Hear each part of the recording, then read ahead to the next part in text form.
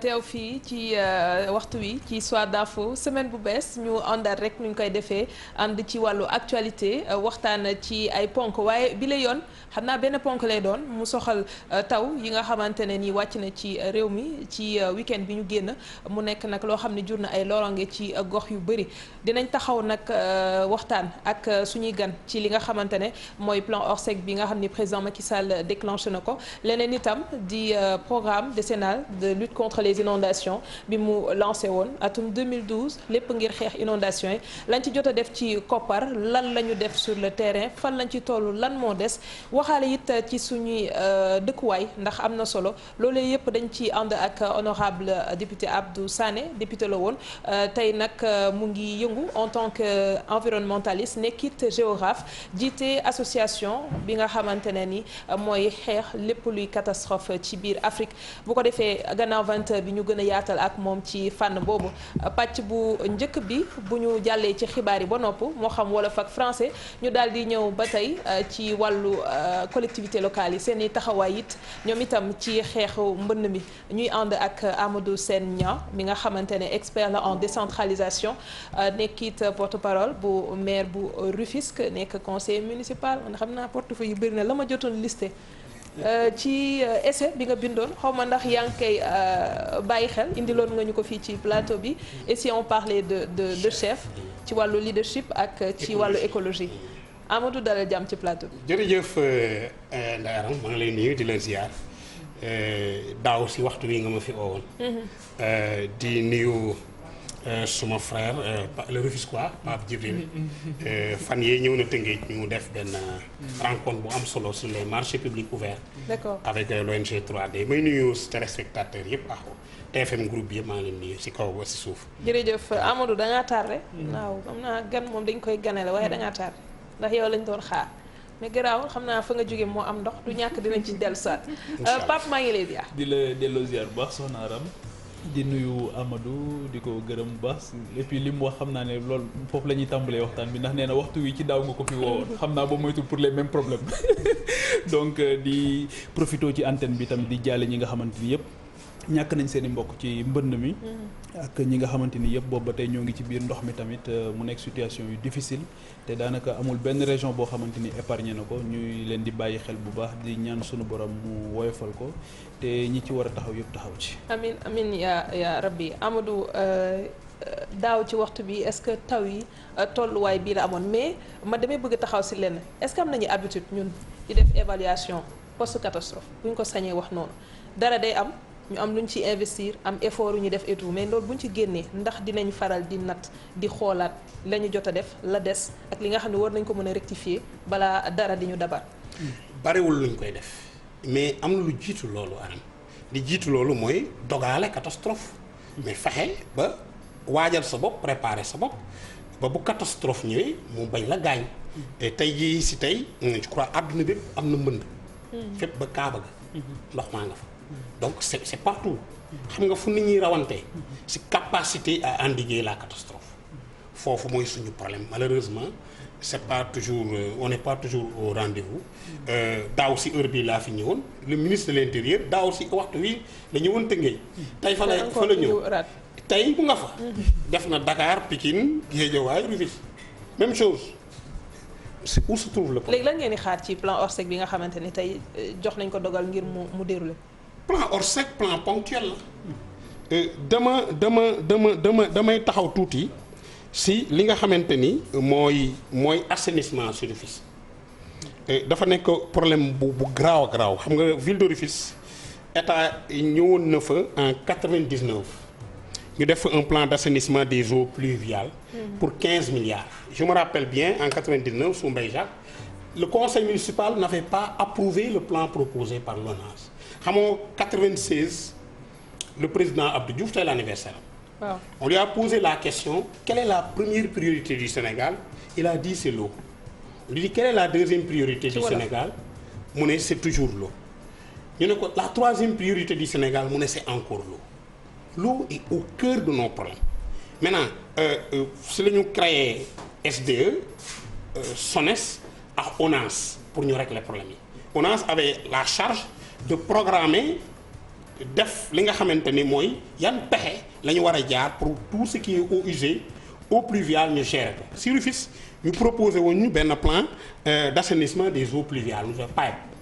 La ville de Rufisque avait fait des remarques.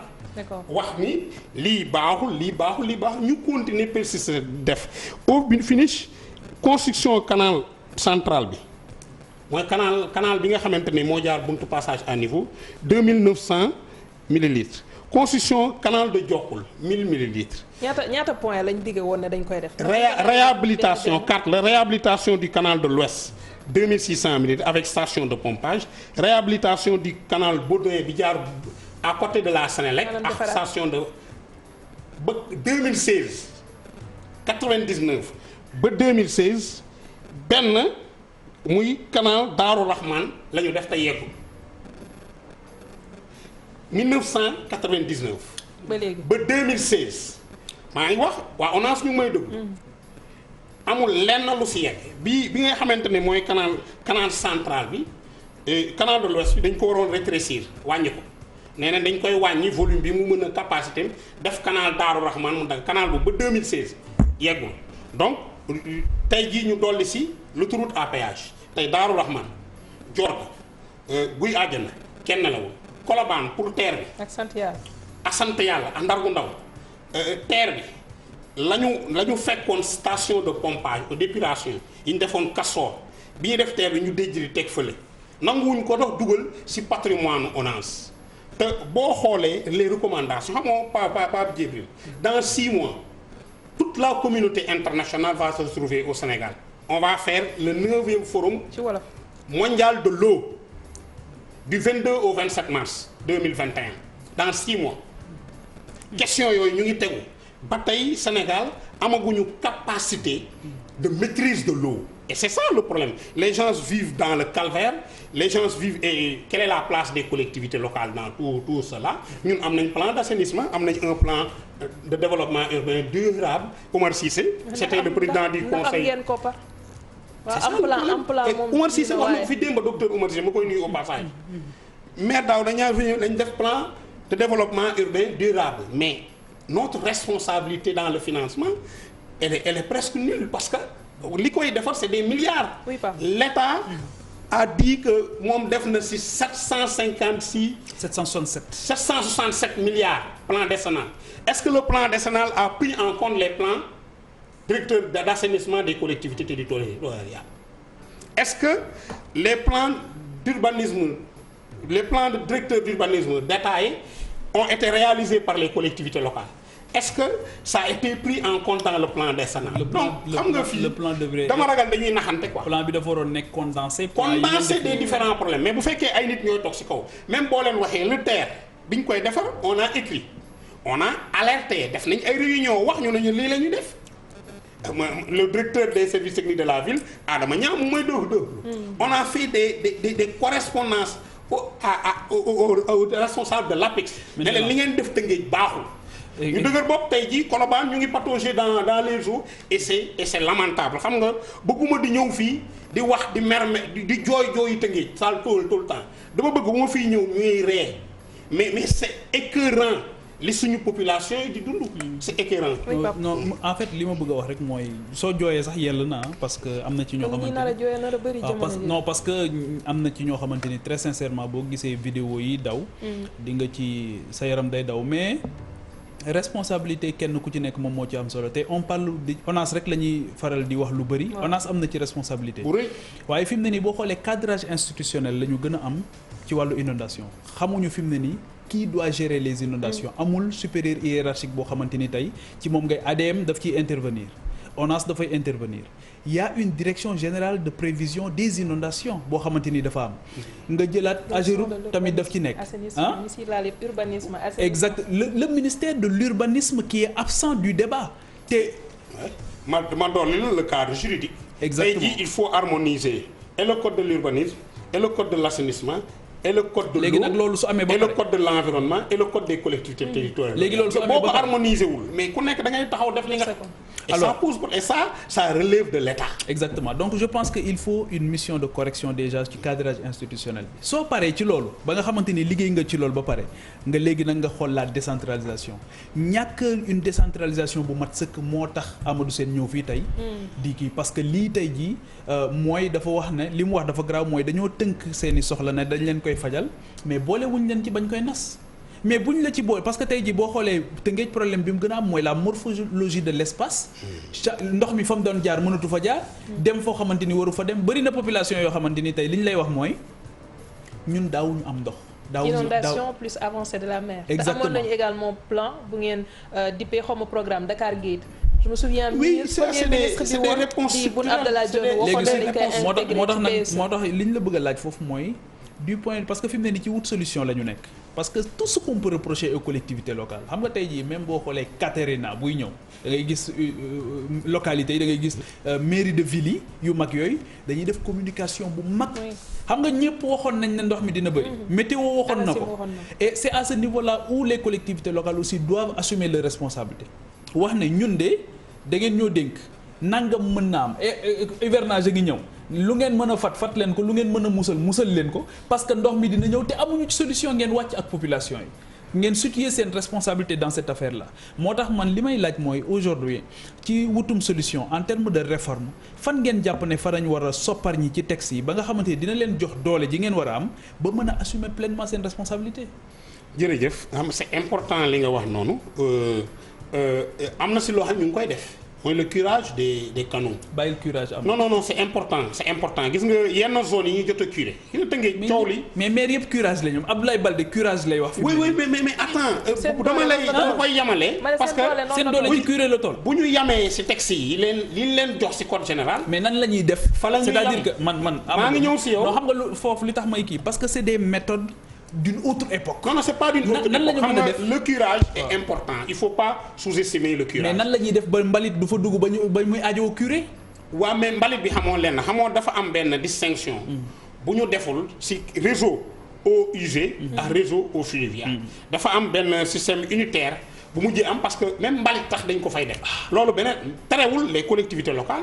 leur responsabilité c'est de curer. nous mettons pas moins de 400 millions par an sur ça. ci curage rek. Oui, on a 14 kilomètres de linéaire de canaux à ciel ouvert à Rufisque. 14 kilomètres. Donc, c'est important. Di ngeen ci def 400 millions. Mais boo ko def prends tout le centre-ville. Tout le centre-ville xamoo dañu am une certaine ségrégation spéciale. Mais curage mooy lan ci wolof. mooy dindi. mooy canal bi xamoo canal bi bu ñu ko tëjee. waaw ONAS moo ko yore. waaw bu tijjee ko mairie bi curage la si am. curage mooy lan. mooy dindi saleté ba. mais nan la ñuy def ba du am saleté. waaw mais saleté bi problème de sensibilisation. Il y a plusieurs facteurs. Problème de citoyenneté la. mu jot nga def ci 400 millions tamit. on a beau communiquer. actuellement avec UCG am na un dispositif bu ñu def tout au long du canal central par exemple ou du canal de l'Ouest pour ne pas que les populations versent loolu début de solution la mais terewul le mal est très profond. mais c'est pas seulement ay mbalit. am na ñoo xam ne branchement clandestin. Donc le mal est très profond. Maintenant faudrait-il que foofu nga xamante ni mooy suñu linéaire. waaw canaux à ciel ouvert yi. am une fonction bien déterminée. suñu devoir suñu responsabilité mooy li ñu ci yoon jox ñu def ko mais lii régler problème bi structurellement laay wax. structurellement mooy li état bi waxoon fii. le plan décennal. ñu mettre ko en conformité avec le plan parce que bu Tëngéej bi 99 la en 99 toute la partie au nord de Rufisque était presque inexistante c'est-à-dire jugee Dangu résidence jëm ci kaw jëm autoroute à péage yi taxaw HLM jëm autoroute à péage yi toute cette partie était dëkkuwaay yokku na donc le plan directeur d'assainissement de Rufisque doit être revu mais aussi surtout pris en compte dans le plan décennal d'assainissement. Ce plan décennal bi nga wax évaluation da ngeen bokkul ci plan décennal bi. non xam nga plan décennal biñ koy nas bu ñu toogee ñoom xalaat ko. est-ce que biñ koy nasu laaj nañ leen seen xalaat. yow bi ñu moom ñun. bu Rufisque bi ñu ñoom. moom 99. ñoom bi ñu koy defar suñu xalaat jëluñu ko en compte ba conseil municipal bi met bu national bi mu gën a rax si loolu. booboo gën a garaaw donc c'est ça le problème fondamentalement au Sénégal donc il faut bu fekkee dañu bëgg ñun. ñun on est prêt on a les documents de planification. au niveau de Rufisque le maire est très regardant sur ces questions. maanaam du ñu def pilotage à vue lépp lu ma yore fii di leen ko wax c'est contenu dans ce document là. du fekk du ñu làmbantu lu ñu jàng la lu ñu xam la lu ñu vivre la les populations sont fatiguées cette question relève de la responsabilité de l'État. mais lan ngeen ci mën parce que tamit en tant que état bi wax comme li ñuy def nii c'est ponctuel loolu non wax comme li ñuy def nii ndox yi instant bi suñuy député lu ngeen ci mën suñuy député waxal ñu. les députés de Rufisque qu'ils soient des députés élus sur une liste départementale sur une liste nationale. mais ñan ñooy député Rufisque. bëri nañ xam nañ seen bopp mais nañu waxal dëkk bi.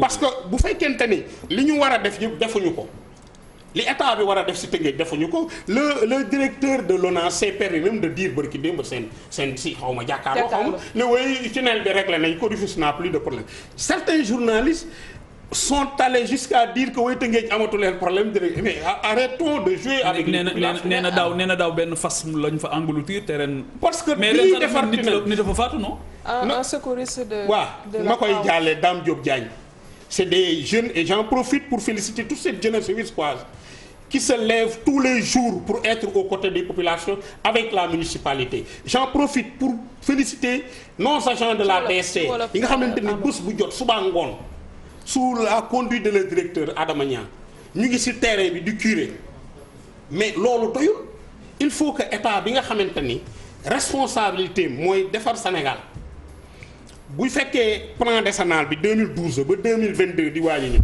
ñu toog ba tey ne nañu évaluer est-ce que def nañu une évaluation annuelle est-ce que les préoccupations des collectivités locales ont été prises en compte dans la conception même de ce plan. est-ce que c'est pas tardif toog ba heure bii di wax nañu audit mais ça pose problème. loolu mooy coow li léegi li am ba des mooy comme que 2021 la ñuy waxtaanee ndox ci àdduna bi yëpp fii ci Dakar ngir yàlla. bu Covid bi demee mën naa am ñu reporter ko de. ah bu Covid bi demee. loolu lu mag la de. loolu lu mag la loolu ay caaxaan c'est 30 000 participants qui sont attendus lu rëy la donc ndox moom mooy suñu problème mais warul nekk suñu problème. ñun si Tëngéej seen dëkkandoo bi ji bokk yàlla na ko yàlla yërëm da doon wax ni la mer est une voisine terrible et terrifiante ba ñuy def digue de protection bi à Thiawlène mu participer si woon bu baax a baax mais nous vivons ça au quotidien tey bu ul amee jokkul ba Thiawlène kenn du nelaw et c'est la même chose à Thiaroye c'est la même chose moom laa doon wax sànq su ngeen amee Dakar Gate teg ko ñu ne intégré nañ ko ci plan Sénégal émergent ils veulent pas man bi may fàttali bi may déplacé wu def émission ba léegi qu'est-ce qui a été fait ils veulent pas entre temps am na loo xamante ne ils veulent pas àdduna bépp xam nañ ni léegi ñaata la leen àdduna bépp xam nañ ni lii mooy solution la concession de pic mooy solution si li nga xamante ni moom mooy arrêter ndoxu géej on l'accepte pas chez nous il y a 400 ans Hollande réglé nañ ko et nous avons des partenaires qui peuvent financer ça vivre avec l'eau vivre avec l'eau n'est pas une fatalité da nga koy maîtriser mën a dund ak moom loolu àdduna bi maîtriser nañ ko il y a des siècles et nous avons des solutions pour ça mais nous sommes dans un état et je crois que président bi mu ñëwee Tëngéej ci campagne bi dafa ne woon ñetti problème ngeen am premier problème bi mooy assainissement interministériel yi doon mais les conseil interministériel bi mu ñëwee Tëngéej ñun ville de Rufisque ñun gisuñu président mais nee na acte 3 jox na leen doole ju mat sëkk pour ngeen doxal seen i mbir loolu la wax non acte 3 loolu la wax. déedéet acte 3 waxul loolu xam nga acte 3 à bon dos. acte 3 bi ñuy xaar phase 2. acte 3 à bon dos gis nga dañ koy yan loolu nekk. ban njëriñ la leen amal dans cette affaire là. dara amul lenn lu activité acte 3 innové si wàllu assainissement amul benn innovation donc le problème reste et demeure. en tout cas donc Sénégal dañuy coow rek mais bu fekkente ni réellement bëgg nañ taxawu askan wi. si seen rapport avec l'eau il faut que état bi mu jël yeneen décision yu gën a courageuse. comme lan am na si une restructuration urbaine. c'est-à-dire maanaam tëggaat dëkk bi. xam nga président Wade bi coow li amee 2000 dafa ne jaxaay. dañ dem ak leen foofu ñu kii type de solution mu ngi noonu. responsabilité si wàllu les actes d'urbanisme que donnent les maires. oui mais dañuy accuser les maires de toutes les collectivités locales du Sénégal. parce que dañ naan ñoom ñooy autorisation construire ñoo ko Amadou li jaxaay mooy ñu dem fekk ab espace tabax ko am ñu jëlee fenn yóbbu leen waaye c'est xam une nga solution nit ak fa mu dëkk dafa am lien bu doy waar bu ñu am est-ce que tey ji mën nañu envisager ñoo xamante ni dañuy seen barab ba ñu dëkk dañoo koy defar ba mu mucc ayib ñu continuer dëkk fa est-ce que loolu tam du solution. restructuration am na. boobu ngay wax tamit am na pour permettre justement mais xoola ñun tëngee avant ñuy def digue de protection bu Thiawlène bi Rufisque 2 lu ko indi Rufisque 2 Mbaye Jacques moi j'étais conseiller municipal en 96 dafa ne woon nañu jël à des prix alléchants 50 000 francs ñu jël les populations yi dëkk ci littoral bi ñu jógee fa dem man awma si parce que foncièrement dama ne woon bokkuma ci Damboulade mooy ci kaw na le mooy li jëm autoroute à péage foofu it problème mu assainissement bu doy waar a fa am. waaw parce que ba ñuy dagg xam nga Sénégal les constructeurs les développeurs ñi nga xamante ni ñoo nekk promoteur immobilier xam nga Pape Djibril voyagé ngeen dëkk boo leen dem da ngeen di gis ay yoonu ndox yi dañ koy bàyyi tubaab yi foo dem ci àdduna bi j'ai été agréablement surpris quand j'ai été à Johannesburg mais da ngay dox ci ay montagne mais loolu Sénégal xamuñu loolu Sénégal bu ñëwee terrassement bu ñu fa fekkee guy day wadd bu ñu fa fekkee benteñe day dañ montagne bu ñu fa fekk dañ koy terrasser ba mu tàlli ñare ñu dagg seeni parcelles ak seeni tali te duñ bàyyi du ñu def canalisation du ñu def éclairage public du ñu def dara bu taw bi wàccee ndox mi taxaw ñu ne mairie bi alors que ki nga xamante ni moom mooy promoteur immobilier jaay na ay terrain encaissé na xaalisam dem na yoonam donc il faut que pour ñu régler problème yéen tamit ci autorisation de construire am ngeen ci responsabilité. foofu laa doon wax nga dagg ma. parce que loolu aussi on a aussi bon dos xam nga maire yi bari ki démb dégg naa ñu ne nañu ko nangu ci ñoom bi ñu ma laajee dama ne ndox parce que qu'est-ce qui se passe les services déconcentrés de l'État ñoom ñoo nekk responsable de bout en bout saxal maire yi 97 laa dem benn atelier à Saly avec tous ces acteurs les chefs les représentants de l'État, gouverneurs, préfets, sous-préfets, les maires et les élus nouvellement élus en 96, certains acteurs, on leur avait dit en ces temps-là que c'est un piège. Vous nous donnez par la main droite et vous reprenez ça par la main droite. Lépp lu ci am ñun lañ koy teg ñun élus locaux yi mais en réalité le maire qui fait une autorisation de construire il reçoit un dossier technique bu service état yi validé ne baax na mënu ci objecté. Très bien. Voilà donc nañ ko nangu moo ñu gënal bu ko def on est plus responsable dans dinañ ñëwaat ci yéen ci kanam tuuti ñu dem seetaan publicité.